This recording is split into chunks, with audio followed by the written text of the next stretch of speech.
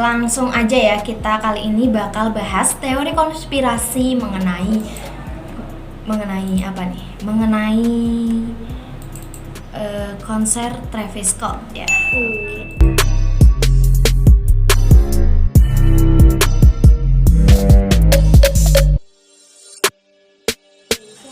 Mungkin nama ini baru-baru ini memang benar-benar terkenal banget ya. Iya, betul banget. Kalau ini kita akan bahas mengenai ramalan konser Travis Scott yang diadakan tanggal 5 kemarin ya, tanggal 5. Bener banget. Oke, sebelum kita tahu nih, maksudnya sebelum kita bahas mengenai teori konspirasi, kita mungkin kenalan dulu ya sama Travis Scott. Nah, Jacques Berman Webster II, atau yang lebih dikenal dengan sebutan Travis Scott, dia adalah seorang rapper, penulis lagu, dan juga seorang produser rekaman asal Amerika Serikat.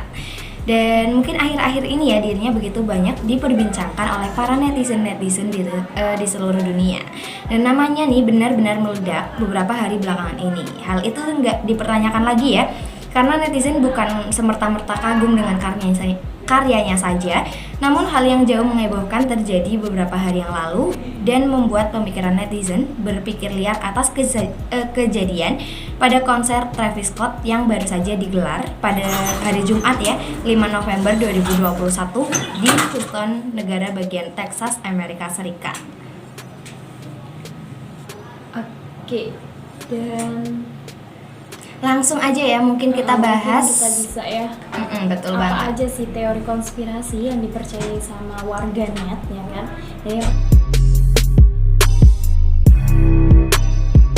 Pertama ini ada Travis Scott memiliki latar pribadi yang buruk. Nah, beberapa kali ya Travis Scott ini dianggap sengaja mencederai para penonton dan bahkan dianggap sengaja membuat kericuhan di konsernya sendiri. Dan hal ini membuatnya berurusan dengan pihak yang berwajib ya.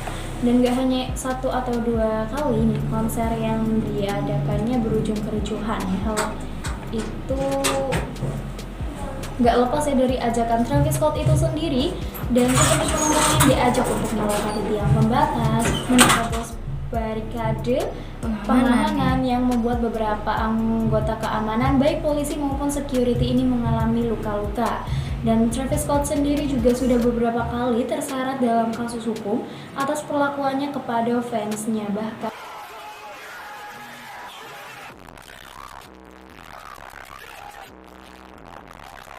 bahkan yang sempat Travis Scott pernah menendang dan memberi provokasi pada fansnya yang sempat menarik sepatunya hingga terlepas untuk dibully. Dan yang terbaru ini adalah konser yang baru kemarin digelar ya. Ini seolah enggan merespon kericuhan yang terjadi di konsernya. Walaupun sadar akan kericuhan itu, Travis Scott tetap melanjutkan konsernya dan akhirnya terjadi korban tewas hingga luka-luka. Oke, jadi seperti yang kita tahu ya, di konsernya Travis Scott ini yang kemarin digelar, ada 8 orang yang mengalami kematian gitu ya. Setidaknya ada 8 dan yang lainnya ada yang luka-luka. Oke, dan next. Konspirasi mengenai Travis Scott yang katanya dipercaya udah lama satanisme gitu ya. Oke. Dan udah lama juga nih dipercaya ya, udah lama diperbincangkan kalau Travis Scott ini merupakan salah seorang yang termasuk dalam golongan pemuja setan. Banyak yang menganggap konser yang baru digelar olehnya ini merupakan sebuah ritual blood sacrifice atau persembahan darah. Hal itu nih dikuatkan dengan poster ya album miliknya yang terdapat tulisan apa nih, Dew? Oke, di tulisannya ada "Who knows what lies beneath the surface", yang memiliki arti siapa tahu apa yang ada di bawah permukaan. Oke, dan ditambah lagi ya ada kata yang berada di bawah posternya yang berbunyi "When the end arrive, it really the beginning". Oke, yang memiliki arti ketika akhirnya datang itu hanyalah benar-benar sebuah permulaan. Ini di poster comeback-nya ya. Bener banget, kayak poster selamat datangnya kan. Bahkan dari gambarnya aja itu udah serem ya. Iya, di ininya, di pagernya gitu nggak sih? Bener, itu. Oh my god. Oh, let's play it slowly. We need somebody to help him. Somebody passed out right here. Somebody passed out right here. Hold on, don't touch him, don't touch him. Everybody just back up. Security, somebody help. Dan diyakini juga nih oleh para netizen yang mempercayai ya kalau seorang Travis Scott merupakan penyembah setan adalah gerbang masuk menuju konsernya ya, yang kita bilang tadi. Para netizen meyakini gerbang tersebut adalah gerbang antar dimensi dan barang siapa yang sudah memasuki gerbang itu maka telah menganggap jiwanya bersedia untuk dikorbankan.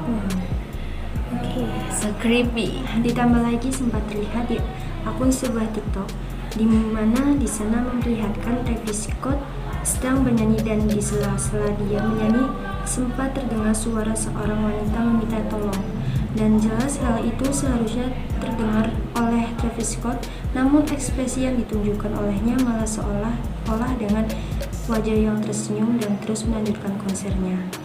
Ada juga yang memperkuat dengan video di TikTok yang menunjukkan semburan tiang api berjumlah 8 dan juga itu sama dengan jumlah korban meninggal dalam konser yang digelarnya, yaitu 8 orang tewas. Oke, ngeri banget.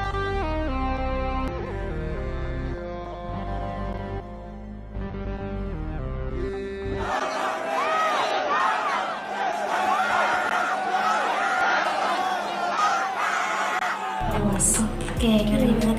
Bukannya menolong, tapi dia malah terlihat senang gitu ya. Atau seenggaknya dia harusnya stop dulu deh gitu kan. Sebenarnya seakan-akan dia tuh kayak nutup telinga Iya, bahwa betul dia banget. tuh nggak mau tahu atau mungkin ya benar. Padahal dari yang aku lihat ya ada fans yang sampai naik loh ke atas Betul panggung. banget. Iya, malah pada bilang help gitu nggak sih ya? Nah, oke, dan yang ketiga adalah ramalan The Simpsons.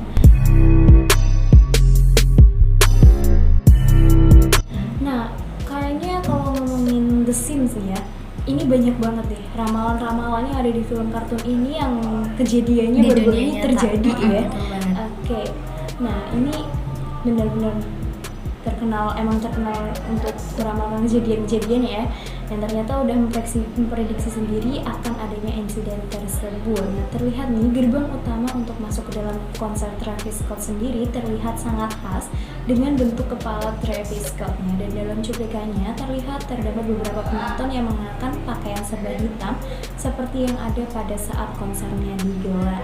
Dan juga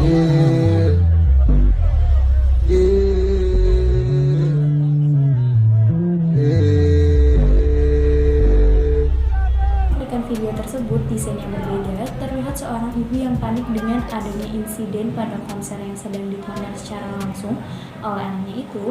Namun untungnya ya, anaknya dapat pulang secara selamat dari konser tersebut. Tapi nih, ada salah satu penonton yang merupakan kenalan dari tokoh ibu itu yang sedang meminta tolong karena menjadi korban kericuhan konser tersebut.